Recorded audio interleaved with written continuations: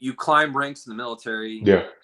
You know, I'm explaining this for people who don't understand. The more time in service you have, and the more you skills you acquire, you climb a ladder, you start getting you know, billets and rank and everything Hmm. else. And there's a difference between the two. You get more responsibility. Yeah. The Yep. more Yep. responsibility you get, the more used to, hey, I need this done, and it gets done. Yep. Yep. You know what I mean? So hey, get it done, and that gets passed down to you. You pass that down, and Hmm. basically you you end up getting used to what I say goes, because you end up being high enough on the food chain where there's no one above you. I mean, there's always someone above you, but you know what I mean. Like Yeah. Yep. you Yep. end up getting to a point where, hey, The buck stops here. Type. I'm issuing the Hmm. orders. I need this done this way, and this is Yep. why. You know, and you pass that down, you guys. It's the same thing. You know, especially like, you know, working a jail setting, Hmm. whatever. Like working a patrol setting, you have lawful orders that you issue to people, Hmm. and if people don't obey you when it's lawful and stuff like that, then you're forced to take other measures. Well, you can't do that with your family. Yeah. Yeah. Yeah. For And you sure. shouldn't do that with your family. Yeah. Yeah. Yeah. Yeah. Because I So said so. That's uh, why. yeah. So you Yeah. get to a point where it's like, hey, I said I need this. I said this needs to be done, and it's Hmm. not done. And you know, everyone's looking at you like, okay, it's no big deal. And you're like, well, I said it was supposed to be done, and then you know, so Yeah. Yeah. Yeah. it Yeah. ends up being Definitely. an argument that doesn't need to happen because, like I said, leave it at work. That was Yep. the Yep. Yep. to come full circle. Just leave it there.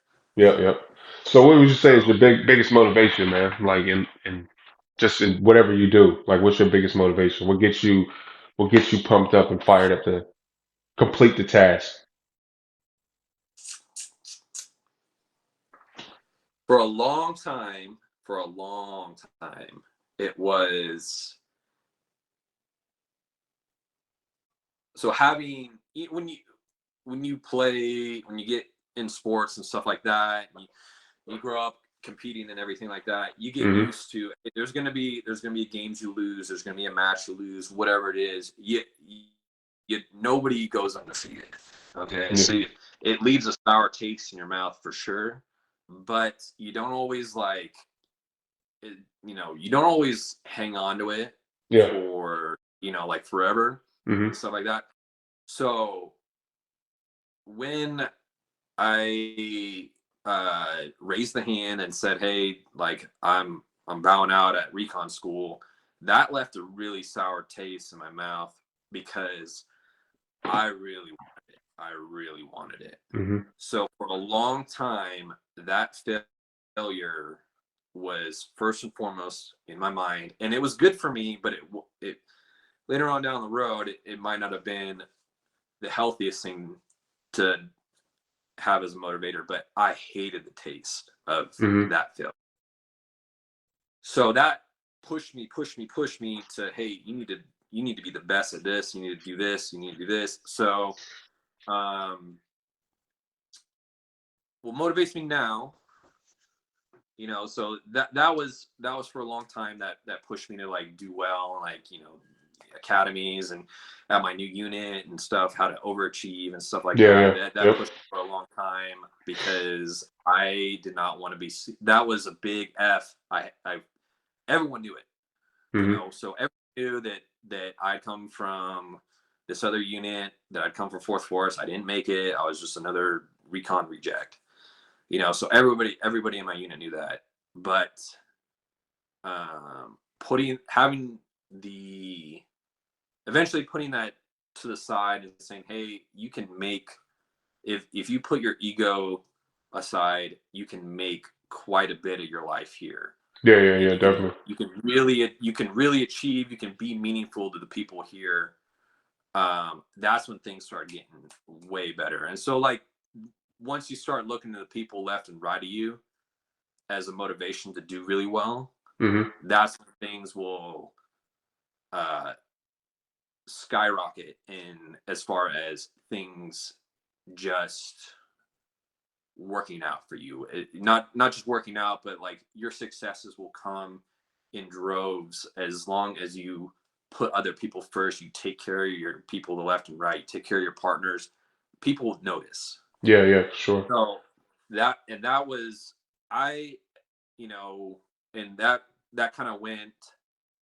I took that from the military. I started applying it when I was working as a corrections deputy.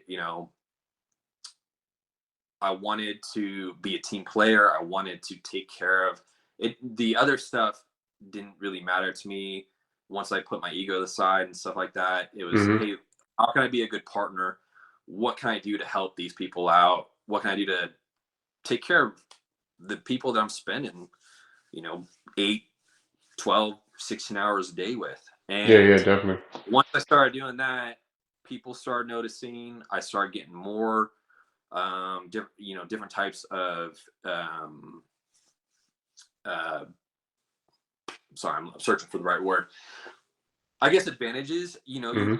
People start saying, "Hey, I get a shoulder tap. Hey, I think you're going to be the right fit for the CERT team." So then they're like, Okay. and for those who don't know, the CERT team is a special emergency response team. It's like the jails version, I guess, a SWAT team. If you Hmm. say, they kind of Yep. relies on removing inmates from you know emergency dangerous situations, inmates with weapons, stuff like that, like anything that is too dangerous for line staff to handle. The CERT team Hmm. will be part of that. So getting part of the CERT team, stuff like that. Once being a part of that, people are like, hey, you've certainly grown a lot since we first hired you. Let's get you on the FTO team. Let's get you as a field training officer. Start Hmm. teaching younger minds that are coming in here. Start instructing them the right way. So start doing that. In the meantime, I'm also working my way up the ranks because, like I said, I was reservist. So I'm also doing my monthly drills at my infantry unit while I'm doing all this. So I'm Yeah. working a full-time job as a corrections deputy, and then I'm also going through. I'm part of the Marines, and I'll say this: just because you're in the reserves doesn't mean the Marine Corps doesn't think they own you 24/7. So, and I'm sure the Army Absolutely. is the same way. So, Absolutely, man. you get a phone call and says, "Hey, I need this done ASAP." It doesn't matter what you're doing; you're Yep. expected to get it done ASAP, regardless of what Yep. other job you're doing. So while I'm doing that, I'm also, getting additional responsibilities. Team Hmm. leader. Different type of billets. We did like there's all kinds of like courses we were able to do and stuff like that. So I'm growing on both sides of this spectrum, Yeah, yeah. and it's kind of at this point. I've kind of I've done about 3 years at the jail at this point. I've been in the Marines about 4, probably 3.5 to 4, somewhere about that. Hmm. I've kind of at this point. And I'll kind of backtrack a little bit. For people that don't know, some people will do an entire reserve contract and not go anywhere, not do anything. Yeah. Uh, I was fortunate to where that was not the case for me. There was plenty of trainings available.